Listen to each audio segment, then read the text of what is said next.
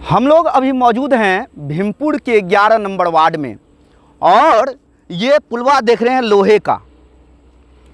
2010 में ये हाईवे बनी, सामने देख रहे होंगे।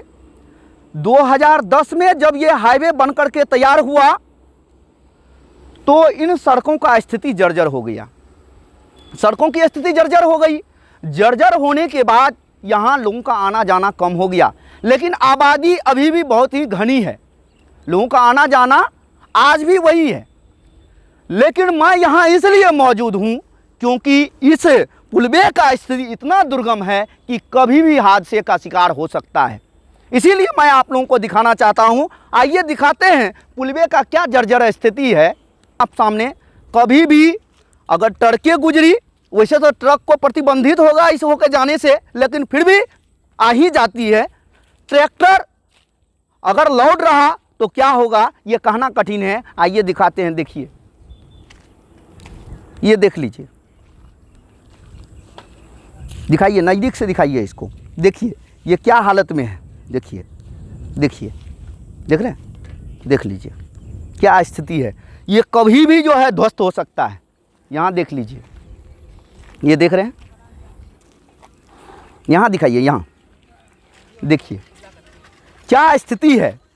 ये कभी भी हादसे का शिकार हो सकता है। अगर रात में अजनबी आदमी इस रास्ते से गुजर गया, रात में अगर अजनबी व्यक्ति इस रास्ते से गुजर गया और खुदा न खास्ता वो मोटरसाइकिल से स्पीड में हो तो उनकी क्या दुर्गति होगी, ये तो इस वीडियो को देखने वाले ही समझेंगे।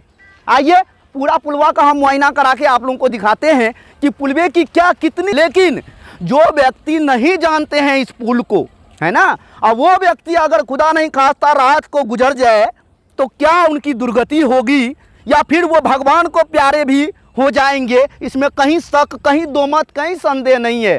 आइए हम पूरे पुल को आपको दिखाएंगे, है ना। बड़ी लंबी पुल है और अभी हम जो हैं सुरसर नदी पर जो बनी हुई पुल है वहाँ मौजूद हैं और पूरे पुलवा को दिखाएंगे। इसको बड़ी मशक्कत से बनाया गया था, लेकिन इसका संरक्षण या इनकी देखरेख या इनकी निगरानी जब से हाईवे बना तब से नहीं होने लगी, जिसके कारण जो है ऐसा हुआ है। आइए पूरे पुलवा को हम दिखाते हैं। इस पुलवे की जो स्थिति है इससे आप संतुष्ट हैं क्या? क्या भाई साहब आप कुछ बताइए इस पुला के विषय में। आपके सामने जो ये दुर्गम स्थिति है पुला का, क्या ये सही है? ये तो गलत है। क्या गलत है? क्या होना चाहिए था? देख रहे हैं अभी पुल पर गाड़ी आ रहा है, पुला पूरा डोलता है, पूरा डोलता है, जैसे लगता है इस पे बैठे हैं ना, डर लगता है हम लोग। देखिएगा कैसा डोलेगा। देखिए, सुन रहे हैं कि अभी सामने ट्रैक्टर गुजर रही है और इस पुल पे पर जो बैठे हुए हैं तो ये पुलवा पूरा जंप कर रहा है ना, पूरा पुल हिल रहा है ना। कभी भी ये हादसे का शिकार हो सकता है।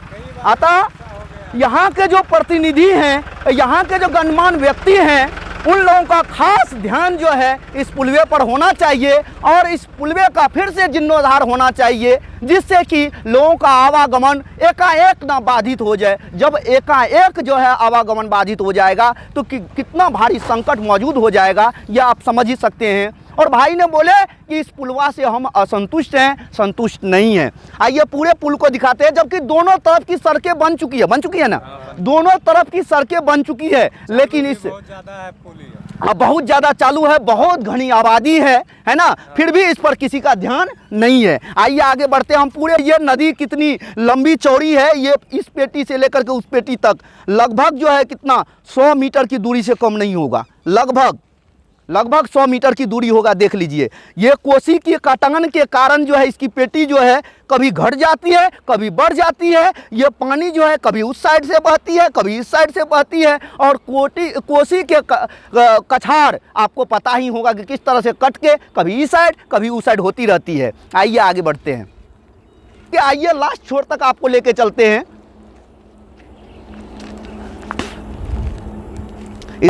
यहाँ जो है पूस के पूर्णिमा में इतनी बड़ी भीड़ होती है जिसका कहीं तक वर्णन नहीं किया जाता है।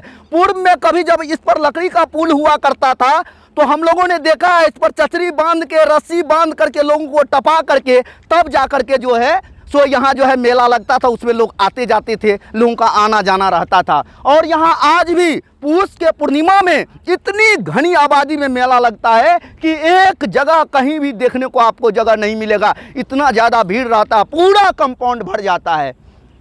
यही प्लेस मतलब कि ये सुरसर नदी के दूसरे छोर पर, सुरसर नदी के दूसरे छोर पर, वैसे तो पहले छोर पर भी लोगों का भीड़ रहता है, दूसरे छोर पर भी लोगों का भीड़ रहता है।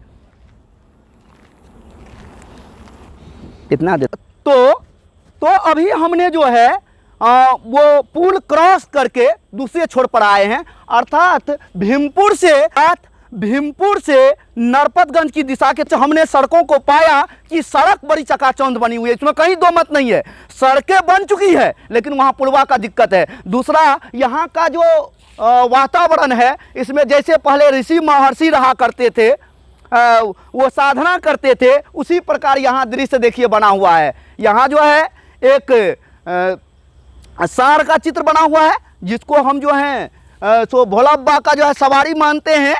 और दूसरा जो है एक विशाल आप भोला बाबा का प्रतिमा शंकर भगवान का, और उसके नीचे जो उनकी सवारी है वो नंदी है ना, और उसके बगल में जो है माता पार्वती जो है विराजमान है। तो इस तरह से, और यहाँ आइए हम उनकी कुटिया भी, बाबा लोग कैसे रहते हैं, साधना करते हैं, आइए उनकी कुटिया से भी हम आपको रूबरू कराते हैं, उनकी कुटिया दिखाते हैं कि कुटिया किस तरह से बाबा लोग जो है कुटिया बना करके रहते हैं। आइए दिखाते हैं कुटिया इनका। ये देखिए, पुराने ज़माने में जिस तरह से वो पहाड़ के नीचे या पहाड़ के कंदराओं में गुफा बना करके रहा करते थे, ठीक उसी प्रकार भीमपुर धर्मघाट में आज भी जो है उस तरह से ये कुटिया बना करके रहते हैं। हमने बताया है कि भीमपुर धर्मघाट का नाम इसलिए पड़ा क्योंकि पांचों पांडव जो है एक नाइट हॉल्ट किए थे, अर्थात एक रात यहाँ रुके थे। यहाँ के पौराणिक मान्यताओं के आधार पर, यहाँ के लोगों के कथनानुसार ऐसा माना जाता है कि भीम, नकुल, सहदेव, अर्जुन और युधिष्ठिर रात में यहाँ इसी रास्ते से जब गुजर रहे थे तो रात में यहाँ रुके थे, इसीलिए इसका धर्मघाट नाम पड़ा। और ये 11 नंबर वार्ड आता है। आपके सामने देख रहे होंगे कि कितनी विशाल प्रतिमाएं बनी हुई है, ये लोगों के चंदा से बना हुआ है, और यहाँ के संतों ने जो है बड़े संघर्ष करके इसको बनाए हैं। इसके बाद देख लीजिए, इधर जो है ये छोटी छोटी कुटिया, हमने पूर्व में बताया ही कि छोटी छोटी कुटिया जिसमें साधु संत रह करके साधना करते हैं और अपना जीवन बसर करते हैं।